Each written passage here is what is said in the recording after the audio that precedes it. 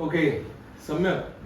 तर सम्यक आहे हा सम्यक कटके आणि त्याचे फादर आहेत. त्याचे फादर महाराष्ट्र शासनामध्ये फार मोठे ऑफिसर होते, रमेश कटके सर. आणि सम्यक हा अमेरिकेतून शिकून आलेला आहे, मास्टर्स करून आलेला आहे कम्प्युटर्समध्ये. आणि इथं he is taking up a job of a assistant professor in one of the very reputed university. तर तो 2021ला US ला गेला. 23ला त्यांनी हे केलं, त्याचं मास्टर्स कम्प्लीट केलं. ओके. इथं अमेरिकेला किंवा परदेशामध्ये मास्टर्सला जाणारी कुठली मुलं असो, त्या मुलांनी नेमकं काय केलं पाहिजे याबाबत तुझा अनुभव आम्हाला घेण्यासाठी म्हणून एक तुझं मला ओपिनियन घ्यायचंय की जनरली भारतातून जी मुलं जातात परदेशामध्ये मास्टर्स करायला, तर माझं असं मत आहे की ही मुलं तिथे गेल्यानंतर स्ट्रगल करतात पहिल्या 1 सेमेस्टर किंवा 2 सेमेस्टर.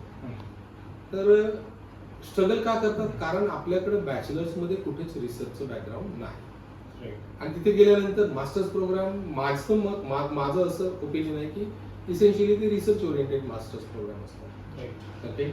आणि आपल्या मुलांना काहीच बॅकग्राऊंड नसते. तिकडे गेल्यानंतर जे काम ऍक्च्युअली जो वेळ त्यांनी इंटर्नशिप्स आणि जॉब शोधण्यामध्ये इन्व्हेस्ट केला पाहिजे, तो त्यांचा अकॅडमिक स्ट्रगल मध्ये जातो, असं माझं मत झालेलं आहे. आणि त्याकरता मग मी मुलांना इथूनच तयार करून पाठवता येईल का, या पद्धत आपण AEG म्हणून त्यांना AEG मधून आपण त्यांची वेगळी स्ट्रॅटेजी करतो.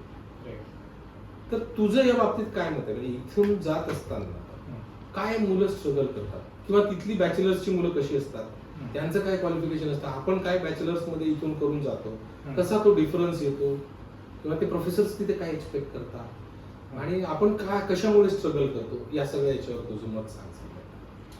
राईट. तर सर्वप्रथम तुम्ही जो प्रश्न मला विचारला की बेसिक डिफरन्सेस काय आहेत, तर त्याच्या हिशोबाने मी फर्स्टली सांगतो की एज्युकेशनल डिफरन्सेस प्रायमरीली खूप जास्त आहेत आपल्या कंट्रीमध्ये आणि तिकडच्या कंट्रीमध्ये, which are starting from first standard till 10th standard, like pre schooling and everything. तर त्यांच्या तिकडल्या सिस्टीममध्ये they are trained, or I would rather say they are educated in the sense that you have to question everything else. आपल्याकडे थोडंसं असं असतं की we are feeded the information from the beginning, that's why it's called like spoon feeding, you are feeding the whole information. But तिकडे गेल्यानंतर तुम्हाला असं realise होतं फर्स्ट सेमिस्टरमध्ये की there is no spoon feeding going on, and you have to actually do your whole academic work, your whole career work, your whole finding the job work and everything else on your own. So in that state of mind students panic, most of them, because त्यांचं प्रिपरेशनच तसं नसतं. त्यांचं bachelors, तिकडचे जे मुलं bachelors म्हणजे त्यांचं इंजिनिअरिंग करत असताना ते जे 4 वर्ष असतात, राईट, तर त्यांचं काही वेगळं प्रिपरेशन असतं का, आणि आपलं प्रिपरेशन वेगळं असतं का? त्यांच्या ह्याच्यामध्ये बॅचलर्स मध्ये बरंचसं रिसर्च वर्क, रिसर्च फाउंडेशन ते करतात, राईट, असं माझं मत आहे. तुझं काय? बरोबर आहे सर, एकदम तुमचं बरोबर आहे. कारण आय थिंक फ्रेशमन आणि सॉफ्टमोर इयरला तिथे रिव्ह्यू पेपर लिहिणं इज मॅन्डेटरी, आणि त्याच्या व्यतिरिक्त दे ऑल्सो हॅव टू त्यांचं स्वतःचं रिसर्च त्यांना काहीतरी गोईंग ऑन ठेवावं लागतं. फ्रेशमन इयर म्हणजे फर्स्ट इयर, म्हणजे इंजिनिअरिंगचं जसं आपण कम्पॅरिझन केलं, इंजिनिअरिंगचं फर्स्ट इयरमध्ये तुम्हाला रिव्ह्यू पेपर वगैरेची इन्फॉर्मेशन काढायची आहे, तुम्हाला स्वतःच्या हिशोबाने पेपर्स वगैरे वाचायचे, ज्या पण फील्डमध्ये तुम्हाला इंटरेस्ट आहे किंवा you want to study that field, तर त्या फील्डबद्दल तुम्ही सगळी बेसिक इन्फॉर्मेशन काढल्यानंतर तुम्ही दुसऱ्यांचे पेपर रिव्ह्यू करणार आधी.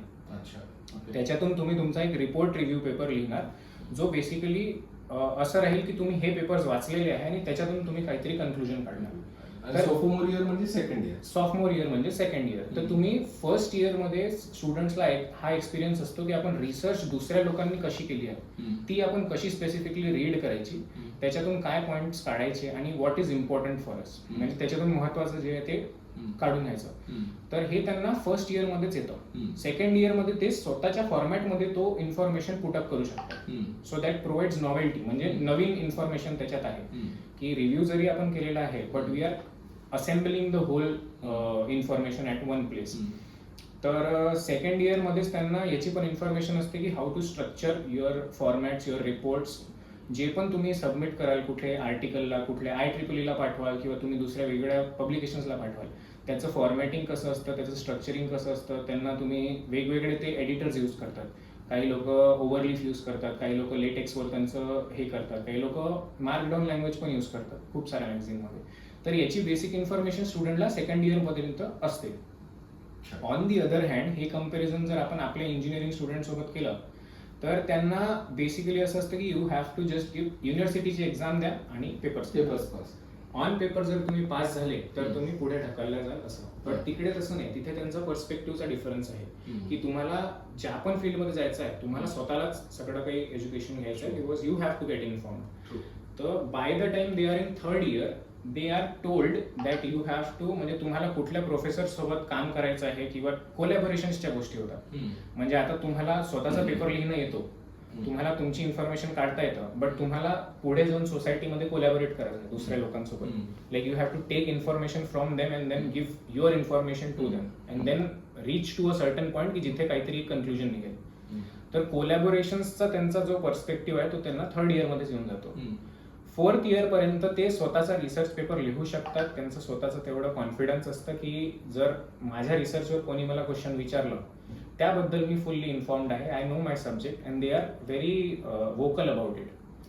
म्हणजे या 4 वर्षामध्ये मुलं तिथे इंजिनिअरिंग करणे म्हणजे ऍक्च्युली ते त्यांचे रिसर्च पेपर्स देखील पब्लिश करतात. राईट, बरोबर आहे. हे सोबत सोबत सुरू आहे while your academics is going on. आणि सोबतच ते इंटर्नशिप्स पण तिथे मॅन्डेटरी असतात. त्या इंटर्नशिप्स पण ते करतात, रिसर्च पेपर्स पण लिहितात, इंटरडिसिप्लिनरी स्किल्स पण बिल्ड करतात. बरोबर. आणि काही काही मुलं तर मी ऐकलं की पेटंट्स देखील फाईल करतात. Is that true? It is true. So म्हणजे जसं मी आता तुम्हाला सांगितलं की इंजिनिअरिंग फोर्थ इयर पर्यंत येताना त्यांना स्वतःचं रिसर्च माहित असतं. त्यांना जसंच एक आयडिया येऊन जातो की there is a novelty to my project, म्हणजे याच्यात मी काहीतरी स्वतःचं ऍड करून नवीन एक प्रोजेक्ट बनवतोय जो विच आय कॅन पेटेंट, तो then you have the option of doing that also. मग हीच मुलं जेव्हा मास्टर्स मध्ये जातात आणि आपली भारतातली मुलं इथून मास्टर्स मध्ये जातात इथली इंजिनिअरिंग करून, आणि त्यांची मुलं तिथून मास्टर्स मध्ये जातात. तर या दोन्ही याच्यामध्ये मग फरक येतो, कारण भारतातल्या मुलांना बेसिक खूप डिफरन्स आहे. आणि तो सेम डिफरन्स मी नोटीस केला आहे, कारण माझं इंजिनिअरिंग अमरावतीवरून झालेलं आहे, राममेघी कॉलेजमधून. तर तिथे I don't want to blame like say that the college is not to this, but standards जे आहे ते not up to the mark आहे. कारण जे इन्फॉर्मेशन मी जेवढं लाईटली घेत होतो माझ्या इंजिनिअरिंग मध्ये की DSAच आहे, एवढा नाही अभ्यास करावा लागत, एल्गो म्हणजे थोडं नल अँड वाईड होऊन जाईल किंवा ऑपरेटिंग सिस्टम एवढं नाही वाचावं लागत, असं काही नाही. तर ते मला तिकडे फर्स्ट इयर मध्ये गेल्यानंतर रिअलाइज झालं की people already know about that. Right. So I am actually behind and then I am so behind that I don't actually know what to do. So that is where the confusion. म्हणजे तुम्हाला जर आता दुसऱ्या लोकांना जी information माहित आहे ती तुमच्याकडे आहेच नाही तर तुम्ही त्याच्याबद्दल इग्नोरंट आहात. बरोबर. तुम्हाला माहितच नाही की काय सुरू आहे सगळीकडे. बट जेव्हा ते रियालिटी तुमच्या समोर येतं की यांचं 4 वर्ष आधीच हे झालेलं आहे, तर मला आता माझे म्हणजे जे 2 वर्ष मी इथे मास्टर्स करतोय त्याच टाइम मध्ये मला कोलॅबोरेशन्स पण करायचे आहे, मला रिसर्च पण करायचा आहे, मला जॉब्स पण शोधायचे आहे, मला कॅम्पसवर जॉब करून माझं रेंट वगैरे पण भरायचं आहे आणि अकॅडमिकली पण एक्सेल करायचं. म्हणजे हे खूप मोठं बर्डन होतं. खूप बर्डन होऊन जातं. बरं, इथं आपल्या बॅचलर्स मध्ये जे रिसर्च साठी इम्पॉर्टंट गोष्टी आहेत, जसं मॅथमॅटिक्स आणि स्टॅटिस्टिक्सचं फाउंडेशन, कॅल्क्युलस झालं, तुझं रिग्रेशन झालं, त्यानंतर इन्फरन्शियल स्टॅट्स झालं, बरोबर आहे, हायपोथेसिस टेस्टिंग झालं, राईट, वेगवेगळ्या मल्टिपल रिग्रेशन झाले, वेगवेगळ्या प्रकार, लिनियर रिग्रेशन झालं, लॉजिस्टिक रिग्रेशन, या सगळ्या गोष्टी तर इथं इंजिनिअरिंग मध्ये शिकवत नाही आणि 11वी-12वी मध्ये पण जनरली नसतातच, बरोबर आहे. तर त्याच्यामुळे रिसर्च करायला चॅलेंज होत असेल, मेथडच माहित नाही, त्याचबरोबर मग डेटा अनालिसिसच्या मेथड्स माहित नाही, बरोबर आहे. तर हा मग आणि तिथे गेल्यानंतर मास्टर्स मध्ये do the professors expect you to straight away jump into the research? No. It is not mandatory that you need to necessarily jump. म्हणजे तुम्ही आपला टाइम घेऊ शकता, तुमचं कशावर स्पेसिफिकली रिसर्च करायचं आहे तुम्हाला त्या पण टॉपिक पर्यंत यायला देर आर गाईड टीचर्स. तो they have a whole system setup. म्हणजे जर कोणाला रिसर्च करायचा आहे बट त्यांना माहित नाही की कशाबद्दल रिसर्च करायचा आहे, बट मग ते करिअर काउन्सिलर्स तुम्हाला विचारतील की तुमचा एरिया ऑफ इंटरेस्ट काय आहे, तुम्हाला कोणत्या फील्डमध्ये जायचं आहे, and they will put you on a track, proper track like you are doing right now. तर हे त्यांना खूप अर्ली स्टेजवर मिळतं त्यांच्या कम्पॅरिझनच्या हिशोबाने. आणि आपली मुलं तिकडे गेल्यानंतर हे सगळं करायला सुरुवात करतात, त्याच्यामुळे त्यांचा महत्वाचा वेळ इकडे वाया जातो. जो ऑलरेडी त्यांचं बॅकग्राऊंड असलं पाहिजे होतं ते बॅकग्राऊंड नसल्यामुळे त्यांचा वेळ हे जातो. मग ते अजून एक बर्डन टाइम मॅनेजमेंट मुश्किल होतं. ते टाइम मॅनेजमेंट मुश्किल होतं. कारण- बरं, यामुळे Right. तिथल्या प्रोफेसरच्या नजरेमध्ये देखील आपली इमेज थोडी डाऊन होत असेल ना, याला काहीच येत नाही म्हणून करेक्ट. होते. Correct. मग इंटर्नशिप्स मध्ये जर रेकमेंड करायचं झालं प्रोफेसरनी, तर ते जनरली कॉन्फिडंट नसतील मग नाही. आपल्या मुलांना रेकमेंड करण्यामध्ये. नाही. बरोबर? आणि युएस मध्ये रेफरल सिस्टम खूप स्ट्रॉंग आहे. अच्छा. तुम्हाला तुमच्याकडे जर तुम्हाला एका प्रोफेसरचा तुमच्यावर भरोसा बसलाय, hmm. Then your whole education can be free, your whole transport, travel, accommodation, everything could be free. And recommendations also Also in internships, In internships, in full-time jobs as well. in full-time jobs as well. Yes. You can directly get hired into any big name company Mhm. if your professor has an alumni there. Okay. मी इथे मुलांना हे सांगत असतो सम्या, की Right. बाबा आपण जेव्हा तिथे जातो तर त्या प्रोफेसरच्या नजरेमध्ये, तिथल्या प्रोफेसर्सच्या नजरेमध्ये आपली इमेज चांगली होणं, Right. असणं, चांगली होणं म्हणजे की बाबा ठीक आहे, हा this he is the guy, he knows things Right. And he can work with me, I can work with him. Right. हे फार गरजेचं आहे बरोबर. असं मी इथे मुलांना सांगत असतो. त्यामुळे इथून जाताना आपण ती तयारी करून गेलं पाहिजे असं माझं एक जनरली मी मत सांगतो. ते मी म्हणजे is this correct or tell me. माझं असं मत आहे की जर इथूनच मुलं तयार होऊन गेलेत हम्म. आणि त्यांनी तिथं गेल्यानंतर प्रोफेसर्सच्या समोर जर त्यांचं फर्स्ट इम्प्रेशन चांगलं राहिलं, हम्म. तर are the professors likely to recommend Yes. Him to internships, Definitely. आणि याचा खूप मोठा फायदा त्यांना नोकरीमध्ये होण्याची शक्यता आहे. खूप जास्त. म्हणजे करिअरमध्ये सेटल होण्यासाठी ही फारच क्रुशियल गोष्ट आहे. It's a very crucial step like you sed, कारण याच्यावर त्यांना टाइम नाही वेस्ट करावा लागणार मग पुढे, बरोबर. कारण त्यांच्या बेसिक स्किल्स ऑलरेडी रिफ्रेश असतील. बरोबर आहे. त्यांना प्रोफेसर सोबत कसं इंटरॅक्ट करायचं, आपलं थोडंसं इमेज कसं क्रिएट करायचं त्याच्याबद्दलची त्यांना बेसिक इन्फॉर्मेशन असेल. बरोबर. म्हणजे ते तिथे जाऊन फंबल नाही करतील. फंबल नाही करतील. म्हणजे first impression is the last impression असं म्हटलं Right, जातं. right, आणि right. प्रोफेसर्सला एकदा माहित पडलं की तुम्ही फक्त शोबाजीसाठी सांगता हा. आणि then your whole approach is a little bit different, right so then they are not going to back you. तो वन्स एव्हरी स्टुडंट नोज की कसं ऑपरेट करायचं, कसं वागायचं तिथे, त्यांना काय रिक्वायरमेंट असतात आणि त्यांना काय एक्सपेक्टेड असतं, तर त्याच्या हिशोबाने जेव्हा आपण त्याच्यावर ऍक्शन्स घेतो properly, then there is no stopping you. Because I will give you an example. A friend of my friends, he was studying in George Washington University. तर त्याच्या एका फ्रेंडला who was a TA for a class for one of his professors. The professor used to take her to conferences because he used to visit himself. So she had her whole accommodation, transportation and everything paid off from the college. She was also getting experience while traveling with the professor. She was also working on a research paper with him. And most probably, definitely she is going to get hired in a company. Most definitely. This is very important, right. This is very आणि important. आपली, माझं असं मत आहे की भारतातून किंवा महाराष्ट्रातून जी मुलं परदेशात जात शिकायला, ते हे सगळं बॅकग्राऊंड घेऊन जातच नाही आणि त्याच्यामुळे त्यांचा खूप चॅलेंज होतो. Is that true? It is very true. Me I will consider my self very fortunate की मला आधीपासून ऍक्सेस असं होतं की I new a little bit about the culture. थोडंसं गाणे, मूवीज इकडे तिकडे काही नसला तो पण एक इम्पॅक्ट वेगळा पडतो की तुम्हाला how do you adjust to their culture. Because नवीन कंट्री आहे, तुम्हाला रूल्स तुम्ही पहिल्यांदा ओळखताय, तुम्हाला ड्रायव्हिंग कसं करायचं ते नाही माहित सगळं काही, म्हणजे ट्रान्सपोर्टेशनचं झिरो आहे. तुम्ही नवीन घर घेताय, नवीन लीज आहे, नवीन documents, everything is, so you are starting a life from scratch there. तर पॅनिक डेफिनेटली आनेही वाला है. म्हणजे कल्चरल एक भाग ही झाली, पण अकॅडमिकली करिअरच्या Right. दृष्टीने अकॅडमिकली तयार होऊन जाणं. जर तुम्हाला अकॅडमिक बॅकिंग नसलं तर then you don't need to fear anything else. Okay, that's where the important point is. Right. आम्ही एईजी म्हणून मुलांना जेव्हा प्रदेशात पाठवतो तर आमचा हा म्हणजे याच्यावर कटाक्ष असतो की बाबा तू डायरेक्ट जाऊ नको, राईट. तू पहिले तयार हो इथं भारतामध्ये, तुला काय तयारी करायची आहे ती आम्ही त्याची तयारी करून देतो आणि मग त्यांना पाठवतो. तर आम्ही जनरली इथून परदेशात मुलं पाठवत असताना वी ट्राय टू इन्शुअर की त्याला बेसिक स्टॅटिस्टिक्स आलं पाहिजे, त्याला रिसर्चसाठी लागणारं जे इन्फरन्शियल स्टॅट्स आहेत ते आलं पाहिजे, रिग्रेशन आलं पाहिजे, त्याला हायपोथेसिस टेस्टिंग आलं पाहिजे, त्याला बेसिक डेटा अनालिसिसचे जे आहेत पायथन आणि ह्या सगळ्या गोष्टी त्याला आल्या पाहिजेत. प्लस त्याला नवीन काळातल्या आता एआय वगैरे त्याला आलं पाहिजे जातानाच. प्लस तो इथून जात असतानाच त्याच्या प्रोफाईलवरती 8 ते 10 इंडस्ट्री प्रोजेक्ट रिअल टाइम डेटावरचे असले पाहिजे. This is what we are trying to do.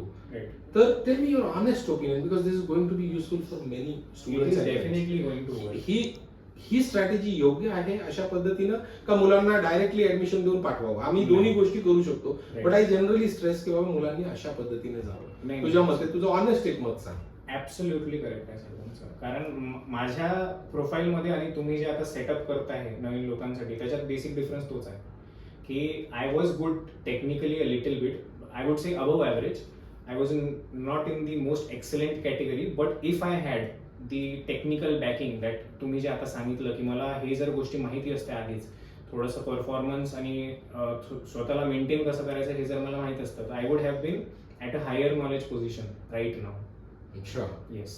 तर तुम्ही जे आता स्टेप्स म्हणाल्या की तुम्हाला बेसिक अकॅडमिक नॉलेज पाहिजे, तुम्हाला कशा गोष्टी वर्कआउट करतात ते पाहिजे आणि सगळ्या फील्ड्सचं थोडं थोडं पाहिजे. इट्स नॉट लाईक की you are jack in one trade and then master of none. Right. But you need to be not even master of none. You just need to know a little bit about every so sector. that's why we try, what we generally try to do, Right. की त्यांचे जे projects असतात ते multiple इंडस्ट्रीचे real time डेटावरती कामी करण्याचा प्रयत्न करतो.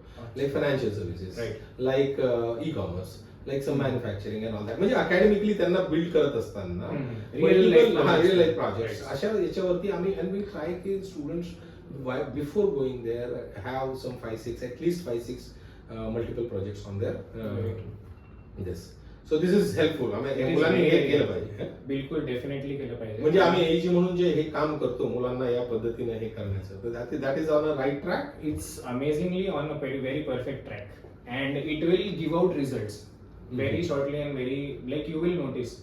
कारण जे आता तुम्हाला बाकीच्या कंपनीज मध्ये आणि एईजी मध्ये पण डिफरन्स कळेल मग, because students from AEG will be technically higher than other coaching institute.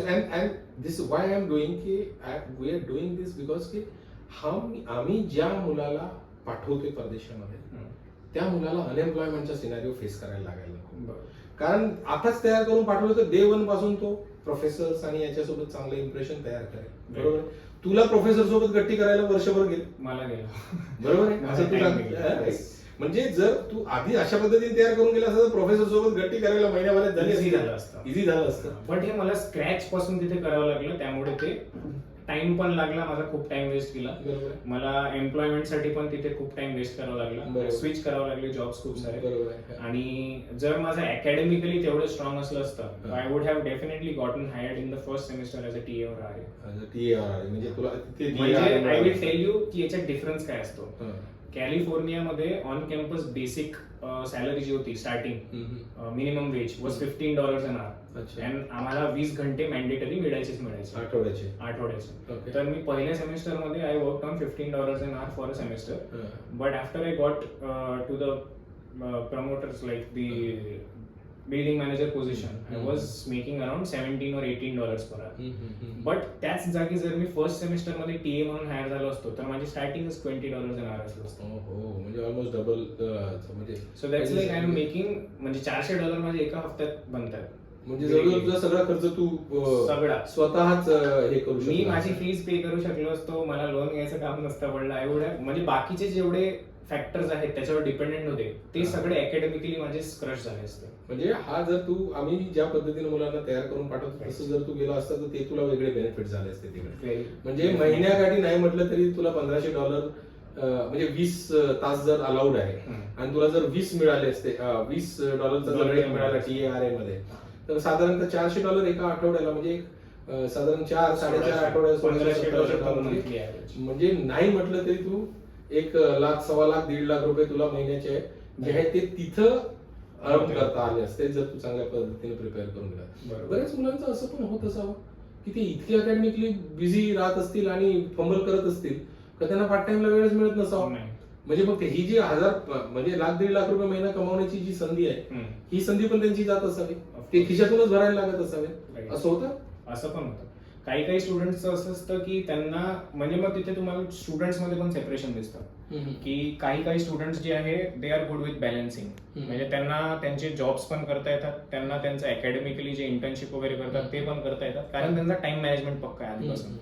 But आता इथनं जो स्टुडंट एक जो गेलाय कन्फ्युज्ड आहे, त्याला त्याचं अकॅडमिक्स पण मेंटेन करायचं आहे, त्याला फायनान्शियल्स पण मेंटेन करायचं आहे, अँड त्याला बाकीच्या गोष्टी पण ओव्हरलुक करायच्या आहेत, तर त्याचा टाइम तिथे डायव्हर्ज होणारच होणार. बरोबर. त्यामुळे काही स्टुडंट्स जे असतात ते डिरेक्टली गो फॉर रिसर्च वाला अप्रोच, म्हणजे आम्हाला जॉब करायचेच नाही आहे, जितने पैसे जाएंगे, जितने जो भी करेगा, I will expend on my own, and even if I don't get a job I will directly go to a professor and I will go towards that approach. तर म्हणजे त्यांनी काय केलं, ते इकडचं जे पैसेवाला मंथलीवाला एक्सपिरियन्स होता ते टोटली स्किप्टेड. काही स्टुडंट्स जे असतात they don't go for the research वाला perspective, they actually go in to म्हणजे इंटर्नशिप कुठे मिळत आहे, कोण डिरेक्टली हायर करतोय, कोणासोबत नेटवर्किंग होईल, तर ते डिरेक्टली इंडस्ट्रीमध्ये हे करून जातात आणि रिसर्चच्या भानगडीत नाही पडत. बट काही लोक जे आहे ते दोन्ही करतात. म्हणजे मग इथून तयार होऊन जाण्याचा हा एक मोठा फायदा आहे की ते वर्षाचे 10-15 लाख रुपये 20 लाख रुपये जे आहेत ते मुलं स्वतः कमावू शकतात. राईट. ओके. कारण त्यांना ऑलरेडी म्हणजे ते बॅलन्स चांगल्या पद्धतीने करू शकेल. म्हणजे 2 वर्षाचं जर मास्टर्स असेल तर जो मुलगा इथून तयार होऊन जाईल तो स्वतःचे कमीत कमी 25-30 लाख रुपये सेव्ह करू शकेल. म्हणजे जे तिथं जे आहेत अदरवाईज त्याला लोन घ्यायला लागलं असतं, तो अर्न करू शकेल तिथं, है ना. Right. It's basically like earn value learn हे करता येईल, फक्त इथून प्रिपेअर होऊन जाणं गरजेचं आहे. जर आपण अकॅडमिकली प्रिपेअर असलो तर मग आपल्याला तिकडे इझी होऊन जायचं. आणि तिथे समर ब्रेक्स असतात, म्हणजे सेमिस्टर पॅटर्न आहे काही कॉलेजेसमध्ये आणि काही युनिव्हर्सिटीजमध्ये क्वार्टर सिस्टम्स आहे. तो they usually have 4 quarters in a year और 3 semesters in a year, naming spring semester, fall semester आणि समर म्हणजे वेकेशन. कोणी त्याच्यात सब्जेक्ट घेतात, कोणी नाही घेतात, म्हणजे प्रेफरेबली सुट्टी असतात. बट माझे काही फ्रेंड्स ज्यांनी समरमध्ये डेडलाईन यायच्या आधीच आदल्या वर्षी अप्लाय करावं लागतं, they got internships. One of my friend got an internship in Meta, one of them got in Deutsche Bank North Carolina, one of them placed in SAP, one of them is I think now working for a gaming company in Las Vegas. तो इनको जो internships थी वो उनको समर में ही मिल गई थी, and over the course of summer त्यांनी almost $35,000-40,000 they made. Over the duration of 2 or 3 This years. can happen when you are Academically strong. When you are academically strong. Okay. Because those guys were from India, but they were from universities where academics is preferred very well. Right. So one of my friends was from IIT Jammu. Okay. आणि त्याच्या knowledge skill मध्ये आणि माझ्या knowledge skill मध्ये मला खूप difference होता. तर त्याच्यामुळे मग मी मला कव्हर करायला वेळ लागला त्याच्या स्किल लेवल पर्यंत. Because I got the environment, हे सगळे हुशार लोक होते, त्यामुळे मी ऍटलिस्ट कॉट अप तरी करू शकतो. बट अदरवाईज जर मी माझं क्राऊड डिफरंट असलं असतं किंवा मी म्हणजे फायनान्सेसवरच खूप जास्त फोकस केला असता तर मग माझं हे पण सुटलं असतं. Okay. Right. Okay. So thank you. आता बरेच वेळेला मी तुला काही विद्यार्थ्यांना ज्यांना जे आता जात आहेत आणि त्यांना जर बोलायला लागलं तर मी त्यांना सांगेन तुझ्याशी बोलायला, बिकॉज मुलं गेली पाहिजेत हे तर ठीक आहे, पण जाऊन तिथं त्यांना एम्प्लॉयमेंट मिळालं पाहिजे, हा आमचा एक गोल आहे. तर त्या हिशोबानेच मुलांना मग तयार करून पाठवावं असं आमचं एक हे आहे. आणि AG म्हणून आम्ही तेच काम करतो. आमच्याकडे तर सगळेच ऑप्शन्स आहेत, डायरेक्ट मुलांना पाठवा किंवा असं तयार करून पाठवा. वी जनरली ट्राय की मुलं तयार करून गेली पाहिजेत म्हणून. ओके. आणि त्या याच्यामध्ये तुझी जिथे कुठे मदत लागेल तर I hope I am always ready to help. Please yes any time you want. Yes.